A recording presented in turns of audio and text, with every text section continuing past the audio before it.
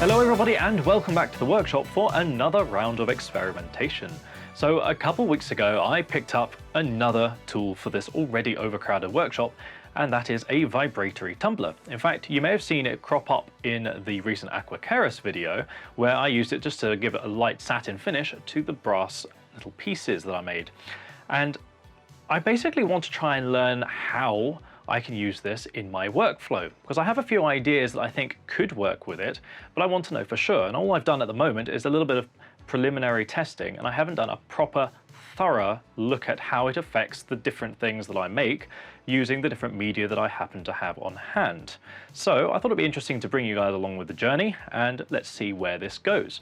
Now, one of the cool things about these tumblers is that they're really rather affordable. Actually, this little Gunson one here is only a 2 kilogram bucket, and it's about 100 quid, sort of 70 to 100, something like that. I had mine with some media thrown in, and so far from the use that I've given it, it's pretty decent. They're not particularly loud if you're using the sort of finer media, but if you're chucking in ceramic, it does cause quite a din, so you'd probably want to pack it away somewhere out of the way. There are some things that I don't really like this sort of wing nut at the top to hold everything together. So I'm thinking I might make a 3D printed one for that and just have a proper nut in there to make sure that it actually has a nice handle, especially since this gets a bit grimy and it gets on your fingers, so I'd rather avoid that. But it's quite an interesting bit of kit, and it's very good for leaving either a sort of a satin finish on things or for deburring, and that's what I want to try at the moment, because a lot of the parts that are going into Aquakeras are going to be satin.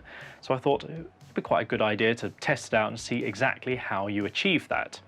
So speaking of the media, I have 3 to hand. So I have like a ceramic, sort of very coarse media, which I guess is mostly used for steel. And then I have a resin media, which is sort of little pyramids, and then a fine walnut media. Now that's used primarily for sort of final polishing and getting a really satin finish on softer materials. And I thought it'd be interesting to find out if we can do a bunch of sort of CNC'd test pieces that are pretty typical to the sort of thing that I cut on a regular basis, how the different materials work with one another. So we're going to be testing it out dry, wet, using the ceramic followed by the resin, ceramic followed by the resin followed by the walnut, you know, everything within reason. We're not going to do every single combination because that's quite an exercise in combinatorics then, it would go on forever. But with what I have, we can get some pretty interesting results, I think. So what we're going to do is we're going to just hop to the CNC machine at the moment and just make up some quick test pieces that we're going to be putting in there, and then I'll go through exactly how we're going to be testing it.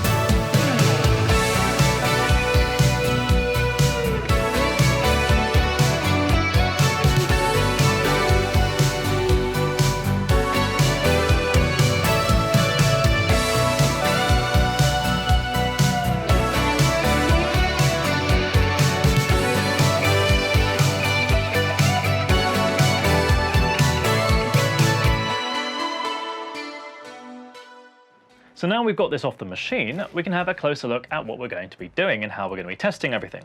So for starters, basically this design has a lot of the features that I use on a regular basis. So what I've done is I've faced this side, and that gives it a raw mill finish.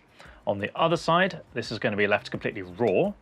And then I've got obviously square edges, I've got chamfers. These holes are actually going to be for identifying the plates because I needed to find out, you know, which ones have been in which processes whilst we're going through them. And then we've also going to be leaving these tabs on and everything going to be unburred. So usually I would be deburring all the parts, but I want to see how things deburr with the different processes as well.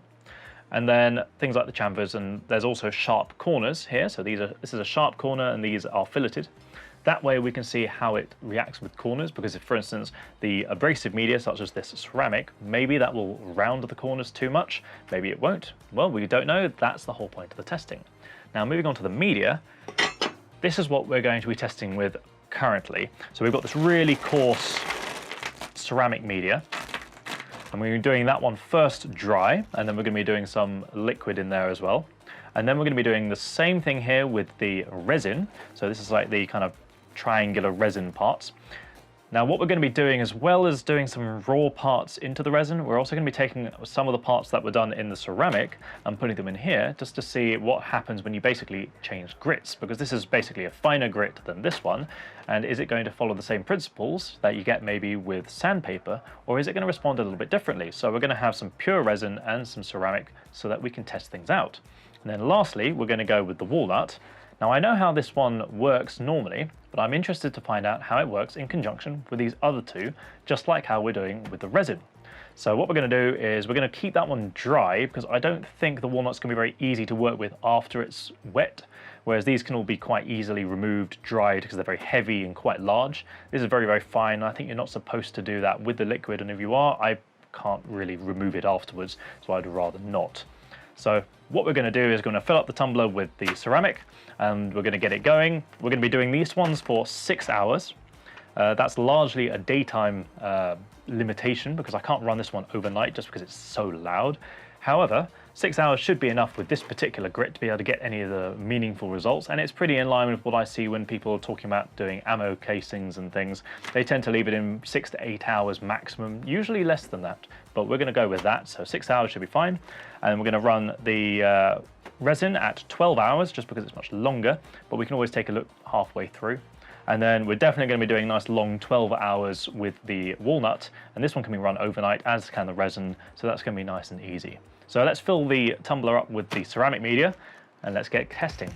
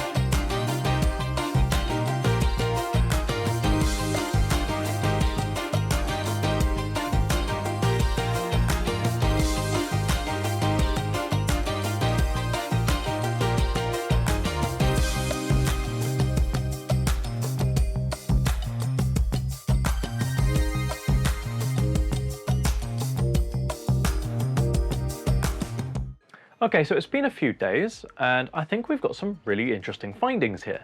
So basically I went through, put them all through the different tests in the tumbler, the different media. I did some dry ceramic, dry resin, wet resin, and then finished off with some walnut. And then after all that, popped them into the little ultrasonic cleaner here just to get some of that surface grime and things off there. So let's take a look through and see how each one has gone. So parts 1 to 4 were all tested to begin with using the dry ceramic media. So part 1 was purely the dry ceramic. Part 2 was dry ceramic plus the dry resin. Part 3 was dry ceramic plus walnut, so skipping the resin. And then part 4 was all 3 finishes. So it's interesting seeing how each one progresses. So part 1 is very, very rough in a way. And it's quite odd actually, because it's quite patchy. So there are deep gouges, well, not really gouges, but like there are deep sort of pits in it. And that's obviously showing that the ceramic is probably too aggressive for this particular kind of material. But it's still an interesting finish, and it could maybe work in a particular scenario, but I don't really see myself using it all that much. It's interesting seeing how that finish was then affected by the resin, because obviously the resin is less abrasive, and so it sort of smoothed over the top layer, and it's quite interesting, but again it still has a lot of the underlying roughness from the ceramic. Now the same goes for trying it with Walnut. It basically brightened it up. Now it doesn't have the same abrasive quality as the resin, which means that it's even rougher, but at the same time the high spots are a bit brighter and glossier. So again, it's kind of interesting. It has a sort of speckled appearance, but I don't see myself using it all that much. Going through all three media definitely smoothened things a lot. So the resin obviously took enough of the pits out so that the Walnut could have a go at it. But all things considered, I'm not that sold on this particular arrangement, but it's interesting to see how the ceramic affected it. So that's for the dry media. Now we're going to move on to the wet ceramic, and that's quite interesting as well. So I followed the exact same steps with these next four pieces, only using wet media. So I started with the wet ceramic, and this was completely different. In fact, actually, it's barely had much of an effect. It's sort of smeared the whole surface. It hasn't properly sort of worn it down. It does feel smoother, so it's done something, but it looks absolutely horrible. Now, maybe I haven't quite got the mix right with the amount of water, but I put in what I was told to try, and quite frankly, I think that's a bit of a bust. Now, the next one was quite interesting because I think largely all of this was fixed up by the wet resin. So the wet resin has given it almost sort of a wet and dry look. So if you're used to using wet and dry paper on aluminium, it has a sort of a soft satin look to it. And that's basically the look that this has achieved. Again, it still has some marks on it though, and it hasn't quite affected the rear of the plate. The surface on the front, which has been machined, is quite interesting. And it has preserved the chamfers around the corners and things. But again, it's still a little bit marred, and actually the finish doesn't look that great. You'd probably want to finish it further with a different process. Adding the walnut was really quite interesting though, because that's now very bright. So obviously it was flattened enough by the resin with the liquid, just so they can get a very smooth finish afterwards. And actually this looks really quite good, and I think maybe with a little bit more time spent with the resin, it could be really interesting. One thing that is worth noting though, is that these corners have rounded over a little bit. So that could be worth thinking about if you've got, like I say, a lot of chamfers or sharp edges on a part, then perhaps this could deburr it quite a lot, which might not work with the particular geometry of the part you're trying to sand. Similarly, if we just skip the resin and go straight to the walnut, you can see how it clearly was a lot smoother, but once again, the ceramic hasn't had a huge effect when I added the liquid. So it's a little bit more plain, and there's definitely some smudges and things left over from there. So I probably wouldn't try that one again. But that's quite an interesting finish. So maybe we should revisit that in the future and see if that's worth exploring. Now this next batch was done completely omitting the ceramic step. So we went straight to the resin. Now these ones were done with dry resin, followed by walnut. And then these two were wet resin, followed by walnut as well.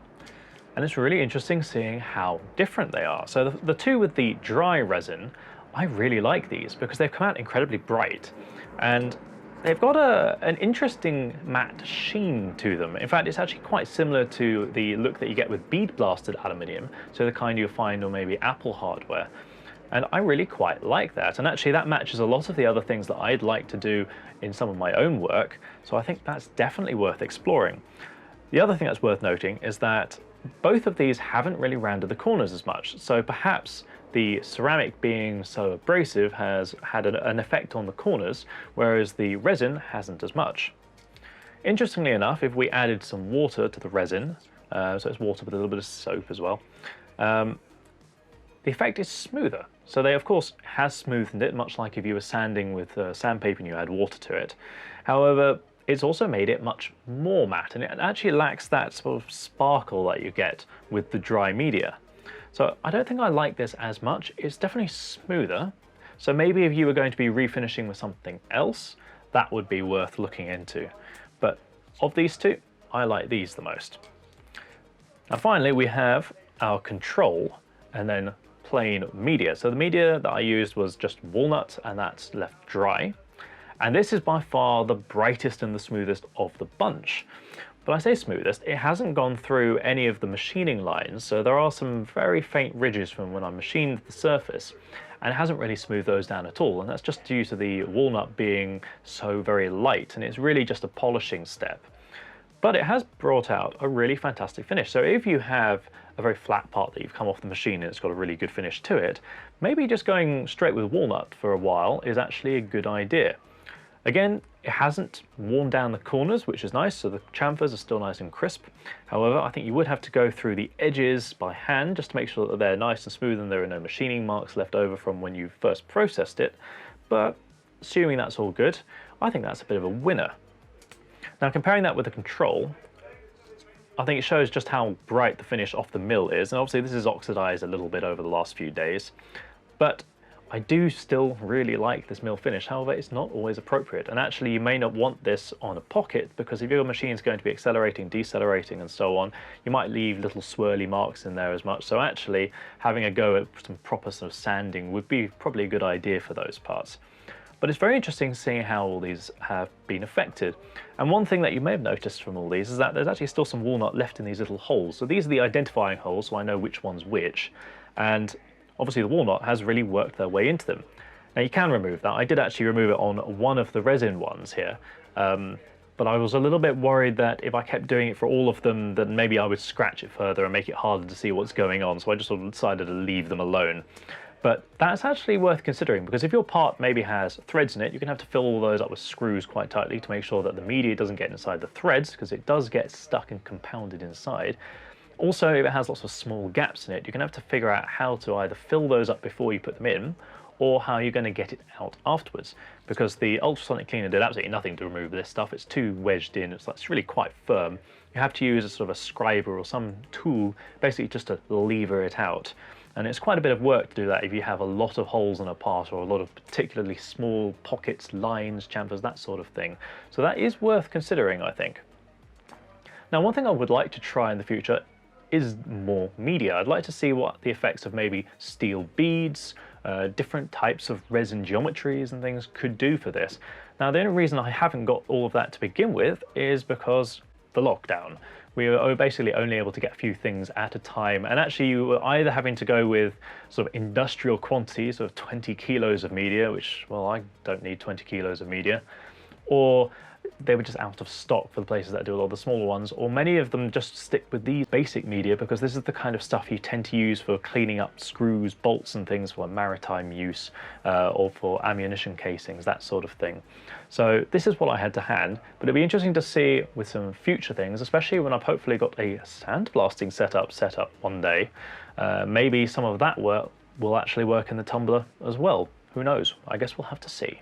Now, in terms of whether or not this tool is worth having for the workshop, well, I think it definitely will be. Some of these finishes are really interesting, and on the more complicated parts, they could take a very long time to finish by hand, especially if you can have multiple small parts. So being able to just chuck them in the tumbler and then pick them up a few hours later or a day later, I don't know, that sounds pretty good to me.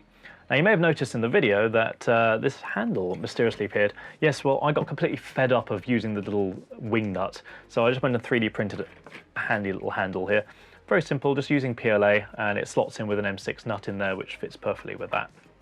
And it does quite a good job. I might make a bigger one in the future just to get a bit more play and leverage, but this works pretty well for the meantime. And it definitely makes things a lot easier than using the standard wing nut. So that's definitely a good idea. So if you have one of these and you have a 3D printer, I would definitely consider doing that.